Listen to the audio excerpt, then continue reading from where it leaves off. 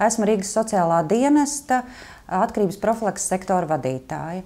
Un mans tiešais darbs ir saistīts ar to, ka mēs Rīgas iedzīvotājiem piedāvājam šo pakalpojumu, kā palīdzēt atkarīgiem cilvēkiem, un ne tikai. Tie ir līdzatkarīgi cilvēki, tie ir jaunieši, kuriem varbūt tās ir aizdomas par kaut kādām vielu vai procesu lietošanām. Tātad jebkuram, kuriem ir aizdomas par kaut kādām problēmām ģimenē. Tātad jaunietis pats visdrīzāk neatnāks pie mums. Visbiežāk skolas sociālais pedagogs vai pats vecāks sit trauksmes zvanus un zvana mums un lūdz pēc palīdzības. Tātad viņi ir pirmie, kas ierauga, ka kaut kas nav kārtībā un ierauga tās uzvedības problēmas. Šeit ir iespēja runāt par savām dvēseles vai kaut kādām psiholoģiskām problēmām, kas varbūt nevienmēr uzreiz norāda par atkarību.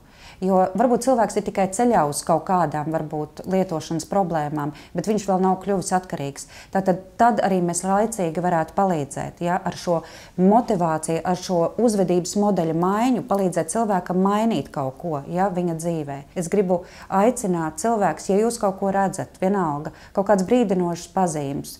Cilvēks, bērns mainās un jūs redzat, ka viņš ir sācis uzvesties savādāk vai dīvaināk vai kaut ko slēpj vai acu skatiens izmainās. Vienalga, tie ir pirmie brīdinājumi signāli, kad ir kaut kas jau nav īsti kārtībā. Un tāpēc vien vajadzētu zvanīt, varbūt reizēm tikai telefonisku konsultāciju vai pašam atnāk pie speciālista parunāties. Un tikai pēc tam varbūt ar jaunieti. Jo ātrāk identificē problēmu, jo ātrāk var kaut ko mainīt un palīdzēt. Mēs piedāvājam jauniešiem gan grupu, gan individuālo konsultāciju. Ne visi, protams, vēlās un grib grupā strādāt, bet ir mums speciālas grupas speciālajai mērķa auditorijai.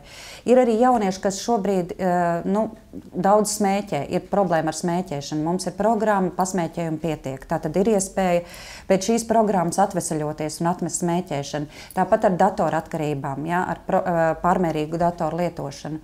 Tāpat tās ir motivācijas programma, kas palīdz kopā, tā kā grupā, ka es redzu, ka es neesmu vienīgais. Tur ir tas plus, grupas plus, ja? Ka grupā strādājot, es redzu, ka es neesmu vienīgais, kuriem ir kaut kādas problēmas, mēs varam kopīgi strādāt. Un individuālās konsultācijas, protams, ir vairāk vērsts uz tiem, kuriem ir grūtības iekļauties un strādāt grupas darbā un strādāt un izstrādāt viņiem individuālo plānu, kā mainīt šo uzvedības modeli un strādāt citā virzienā. Jaunieši ir arī līdzatkarīgi. Tātad kāds no vecākiem vai tuviniekiem ir arī lietotāji, un arī tādi jaunieši mums ir, kuriem ir grūtības dzīvot ģimenē, jo mājās dzer vai lieto vai spēlē.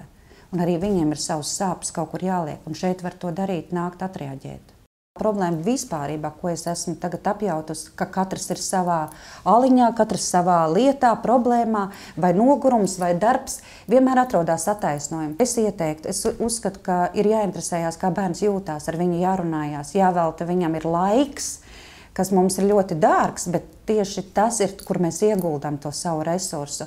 Un neaizmirst, ka samīļot, iedot buču vai noglāstīt galvu vai painteresēties, kā tev gājas skolā vai bērndārzā, vienalga, kā tu jūties, vai ko tu spēlē, ja, kas tā ir par spēlīt. Tad veselīga interese, organizēts tāds brīvais laiks kopā pavadīšana, kopā ar vecākiem, jo no tā jau arī bērni paši mācās.